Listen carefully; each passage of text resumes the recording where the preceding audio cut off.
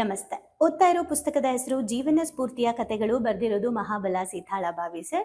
So ಮೊದಲನೇ ಕತೆ ಯಾವುದು ಅಂದ್ರೆ ಮನಸ್ಸಿನ ಗೋಡೆ. ಸೊ ಏನಿದು ಮನಸ್ಸಿನ ಗೋಡೆ ಅಂತ ಅಂದ್ರೆ, ಈ ಕತೆ ಏನ್ ಹೇಳುತ್ತೆ ಅಂದ್ರೆ, ಒಬ್ಬ ವಿಜ್ಞಾನಿ ಇರ್ತಾನಂತೆ.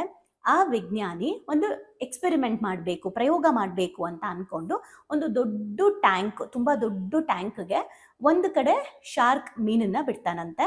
ಇನ್ನೊಂದ್ ಕಡೆ ಆ ಒಂದು ಶಾರ್ಕ್ ಮೀನು ತಿನ್ಬಹುದಾದಂತಹ ಚಿಕ್ಕ ಚಿಕ್ಕ ಮೀನುಗಳನ್ನ ಬಿಡ್ತಾನಂತೆ. ಬಿಟ್ಬಿಟ್ಟು ಮಧ್ಯದಲ್ಲಿ ಒಂದು ಗ್ಲಾಸ್ದು ಟ್ರಾನ್ಸ್ಪರೆಂಟ್, ಅಂದ್ರೆ ಶಾರ್ಕಿಗೆ ಮೀನ್ ಇರೋ ತರ ಮೀನ್ ಕಾಣ್ಬೇಕಲ್ವಾ, ಸೊ ಕಾಣೋ ಹಾಗೆ ಒಂದು ಟ್ರಾನ್ಸ್ಪರೆಂಟ್ ಗ್ಲಾಸ್ದು ಗಟ್ಟಿಯಾಗಿರುವಂತದ್ದನ್ನ ಅಲ್ಲಿ ಮಧ್ಯದಲ್ಲಿ ಹಾಕ್ತಾನಂತೆ, ಹಲ್ಗೆ ತರ. ಸೊ ಈ ಶಾರ್ಕ್ ಬಂದ್ಬಿಟ್ಟು ಆ ಮೀನನ್ನ ತಿನ್ನಕ್ಕೆ ಅಟ್ಯಾಕ್ ಮಾಡಕ್ಕೆ ಬಂದು ಅದಕ್ಕೆ ಗುದ್ದತ್ತಂತೆ. ಅದಕ್ಕೆ ಮೀನ್ ತಿನ್ನಕ್ ಆಗಲ್ಲ.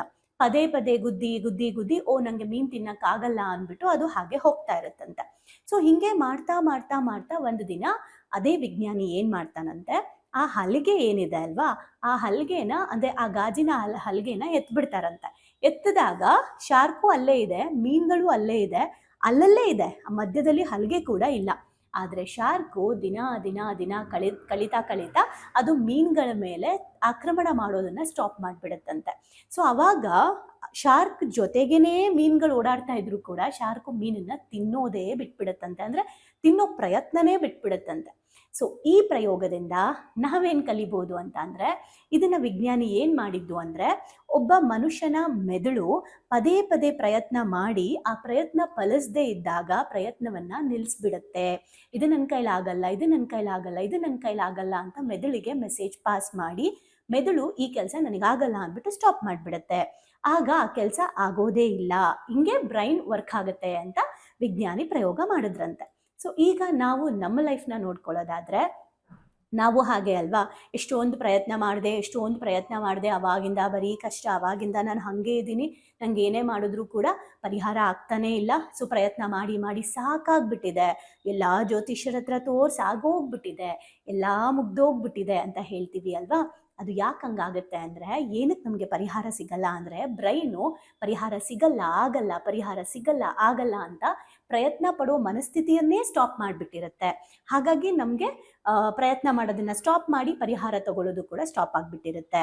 ಇದು ಒಂದು. ಸೊ ನಾವು ಎಲ್ಲೆಲ್ಲಿ ಪರಿಹಾರ ತಗೊಳ್ಳೋದನ್ನ ಸ್ಟಾಪ್ ಮಾಡಿದೀವಿ, ಪ್ರಯತ್ನಗಳನ್ನ ಸ್ಟಾಪ್ ಮಾಡಿದೀವಿ ಅನ್ನೋದನ್ನ ಈಗ ನೀವು ಯೋಚನೆ ಮಾಡಿ. ಎರಡನೇದು, ಕೆಲವೊಂದು ಟೈಮ್ ಏನಾಗುತ್ತೆ, ಪ್ರಯತ್ನ ಮಾಡೋಣ ಹಾಗಂತ ಅದೇ ಪ್ರಯತ್ನ ಮಾಡ್ತಾ ಇದ್ದು ಆಗ್ತಾ ಇಲ್ಲ ಅಂದ್ರೆ, ಪ್ರಯತ್ನ ನಿರಂತರವಾಗಿರ್ಬೇಕು, ಆದ್ರೆ ಬೇರೆ ಯಾವ್ದಾದ್ರು ಐಡಿಯಾನ ಉಪಯೋಗಿಸೋದಾಗಿರ್ಬೋದು, ಅಥವಾ ಬೇರೆ ರೀತಿಯಾಗಿ ಆ ಒಂದು ಕೆಲಸನ ಸಾಧಿಸ್ಕೊಳ್ಳಕ್ಕೆ ಏನ್ ಮಾಡ್ಬೇಕು ಅದನ್ನ ನಾವು ಮಾಡ್ಬೇಕಾಗತ್ತೆ. ಆದ್ರೆ ಪ್ರಯತ್ನ ಮಾತ್ರ ಸ್ಟಾಪ್ ಮಾಡಬಾರ್ದು, ಬೇರೆ ವಿಧಾನನ ನಾವು ಅನುಸರಿಸಬೇಕು, ಆದ್ರೆ ಪ್ರಯತ್ನ ಸ್ಟಾಪ್ ಮಾಡಬಾರ್ದು. ನಮ್ಗೆಲ್ಲ ಗೊತ್ತಿರೋ ಹಾಗೆ ಟ್ರೈ ಅಗೇನ್ ಅಂತ ಒಂದು ಪೊಯಾಮ್ ಇತ್ತಲ್ವಾ. ಸೊ ಹಾಗಾಗಿ ಇದು ಕೂಡ ಅಷ್ಟೇ, ನಾವು ಪ್ರಯತ್ನ ಮಾಡೋದನ್ನ ಯಾವತ್ತೂ ಸ್ಟಾಪ್ ಮಾಡಬಾರ್ದು. ಸೊ ಪ್ರಯತ್ನ ಮಾಡಿ ನೀವು ಅನ್ಕೊಂಡಿರೋ ಕೆಲಸನ ಸಾಧಿಸಿ. ಭಾವನೆ ಬೆಳಗಂದು ಶಾಲೆಗೆ ಬಂದು ತುಂಬಾ ಖುಷಿ ಆಯ್ತು. ಲೈಫಲ್ಲಿ ತುಂಬಾ ಅಂದ್ರೆ ತುಂಬಾ ಕ್ಲಾರಿಟಿ ಬಂದಿದೆ.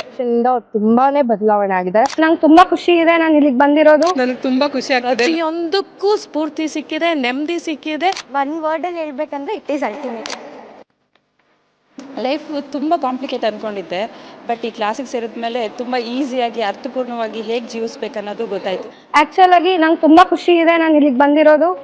ಈ ಒಂದು ವರ್ಕ್ಶಾಪ್ ಬಂದಿರೋ ಉದ್ದೇಶ ಅಂದರೆ, ತಾರಾ ಮೇಡಮು ಏನೇ ಕೊಟ್ಟರು ಒಂದು ಅದ್ಭುತವಾಗಿ ಸ್ಪೆಷಲ್ ಆಗಿ ಕೊಡ್ತಾರೆ ಅನ್ನೋ ನಂಬಿಕೆ ಇದೆ. ಈ ಒಂದು ವರ್ಕ್ಶಾಪಲ್ಲಿ ಇನ್ನೂ ಅದ್ಭುತವಾಗಿ ಸಿಗ್ತದೆ ಅಂತ ನಂಬ್ಕೊಂಡು ಬಂದಿದ್ದೀನಿ. ಖಂಡಿತ ಆಗುತ್ತೆ. ಡೈಲಿ ಹೊಸ ಟಾಪಿಕ್ ನಾವು ಡೈಲಿ ವೇಟ್ ಮಾಡ್ತಾ ಇರ್ತೀವಿ, ಇವತ್ತೇನು ಹೇಳ್ಕೊಡ್ತಾರೆ, ನಾಳೆ ಏನು ಹೇಳ್ಕೊಡ್ತಾರೆ ಅಂತೇಳಿ. ನಾನು ಎಲ್ಲರಿಗೂ ಹೇಳೋದಷ್ಟೇ, ಅವ್ರು ಕೊಡೋ ಎಲ್ಲ ಟಾಸ್ಕ್ನು ಚೆನ್ನಾಗಿ ಫಾಲೋ ಅಪ್ ಮಾಡಿದ್ರೆ ನಿಮ್ಮ ಜೀವನ ಇನ್ನೂ ತುಂಬಾ ಚೆನ್ನಾಗಿರುತ್ತೆ. ಎಜುಕೇಶನ್ ಬಂದ್ಮೇಲೆ ನನ್ನ ಲೈಫ್ ಸೇವ್ ಆಯ್ತು ಅಂತಾನೆ ಹೇಳ್ಬೋದು. ಸೊ ಬಹಳನೇ ಖುಷಿ ಇದೆ. ನಮ್ಮನ್ನ ನಾವು ಟ್ರಾನ್ಸ್ಫಾರ್ಮ್ ಮಾಡ್ಕೊಂಡು ಈ ಹ್ಯಾಬಿಟ್ಸ್ ಎಲ್ಲ ನಾವು ಇನ್ಸ್ಟಾಲ್ ಮಾಡ್ಕೊಂಡ್ರೆ ನಮ್ಮ ಲೈಫ್ ಖಂಡಿತವಾಗ್ಲೂ ಸಕ್ಸಸ್ಫುಲ್ ಆಗುತ್ತೆ ಅಂತ ಅಂದ್ಬಿಟ್ಟು. ಸೊ ನಿಮ್ಮ ಲೈಫ್ ಚೇಂಜಿಂಗ್ ಟ್ರಾನ್ಸ್ಫಾರ್ಮೇಶನ್ ಅಂತ ಅಂದ್ರೆ ಇದಕ್ಕೆ ಎಮೋಜಿಮ್ is the most and main ಕಾರಣ ಅಂತಾನೆ ಹೇಳ್ತೀನಿ. ಎಕ್ಸ್ಪ್ರೆಸ್ ಮಾಡ್ಬೇಕಂದ್ರೆ ಒಂದು ವರ್ಡ್ ಅದು ಭಾಳ ಚಿಕ್ಕದಾಗತ್ತೆ. ಅದು ಏನಂತಂದ್ರೆ ಥ್ಯಾಂಕ್ ಯು ಅನ್ನೋಂಥ ವರ್ಡ್ ಮಾತ್ರ ನಾನು ಎಕ್ಸ್ಪ್ರೆಸ್ ಮಾಡ್ಬೋದು. ಒಂದೊಂದು ಸ್ಟೆಪ್ಪಲ್ಲೂ ನಾವು ನಾನು ಚೇಂಜ್ ಆಗ್ತಿದ್ದೀನಿ ಅನ್ನೋದು ತುಂಬಾ ನನಗೆ ಅಳವಡಿಕೆ ಆಗ್ತಿದೆ. ಮತ್ತೆ ಎಲ್ಲಾ ಸ್ಕೂಲು ಕಾಲೇಜ್ಗಳಲ್ಲೂ ಇದೊಂದು ಸಬ್ಜೆಕ್ಟ್ ಅಂತ ಇಡಬೇಕು ಮಕ್ಕಳಿಗೆ. ಎಲ್ರಿಗೂ ಯೂಸ್ ಆಗುವಂಥ ಕ್ಲಾಸ್ ಇದು, ಯೂನಿಕ್ ಆಗಿದೆ.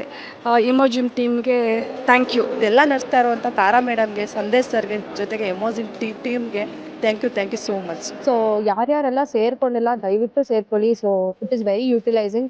ಲೈಫ್ ಲಾಂಗ್ ಯಾರಿಗಾದ್ರೂ ಚಿರಋಣಿಯಾಗಿರ್ತೀವಿ ಅಂದರೆ ಅದು ಸಂದೇಶನ ಮತ್ತು ತಾರಾ ಮ್ಯಾಮ್. ಸೊ ಬನ್ನಿ ಪಾವನಿಗಳಿಗೊಂದು ಶಾಲೆನ ಎಂಟರ್ ಆಗಿ ಅದನ್ನ ಫೀಲ್ ಮಾಡಿ ಅಂದ್ರೆ ರಿಕ್ವೆಸ್ಟ್ ಮಾಡ್ಕೊಂತಿದ್ದೀನಿ ನಿಮಗೆ. ಇದರಿಂದ ಲಾಸ್ ಆಗೋದಂತೂ ಏನೂ ಇಲ್ಲ, ಬಟ್ ಲೈಫಲ್ಲಿ ತುಂಬಾನೇ ಪಡ್ಕೊಂತೀನಿ ನಾನು. ಅದಕ್ಕೆ ನಾನು ಶೋರ್ ಗ್ಯಾರಂಟಿ ಕೊಡ್ತೀನಿ ನಾನು. ಎಲ್ಲೂ thank you to Tara ma'am and Sandesh sir. Thank you to whole my ಎಮೋಜಿಮ್. Thank you.